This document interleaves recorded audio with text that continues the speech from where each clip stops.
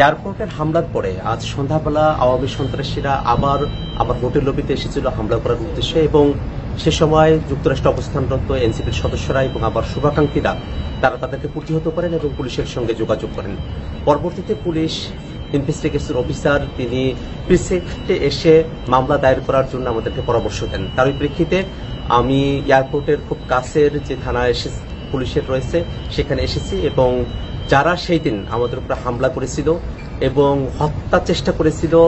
Death threat দিয়েছিল, তাদের ব্যাপারে আমরা এখানে মামলা দায়ের করেছি এবং একই সাথে ইউএস পুলিশকে আমরা এই বিষয়টা অবহিত করেছি যে যারা এই ঘটনাগুলো যুক্তরাষ্ট্রে ঘটাচ্ছেন তারা বাংলাদেশে নিষিদ্ধ এমন একটি সংগঠনের সঙ্গে জড়িত, যারা গত বছর বাংলাদেশে গণহত্যা চালিয়েছেন, মানবতা বিরোধী অপরাধ চালিয়েছেন, এবং ইউএনের যে রিপোর্ট সে ব্যাপারে আমরা তাদেরকে অবহিত করেছি। আমরা মনে করি যে আওয়ামী সন্ত্রাসীরা তারা দেশে হোক দেশের বাইরে যেখানেই হোক, আমরা তাদের ব্যাপারে আইনগতভাবে যে প্রতিকারের ব্যবস্থা সেটা আমরা গ্রহণ করব, এবং আমরা এই কথা বিশ্বাস করি যে আওয়ামী সন্ত্রাসীরা তারা যত ধরনের অপরাধ করেছেন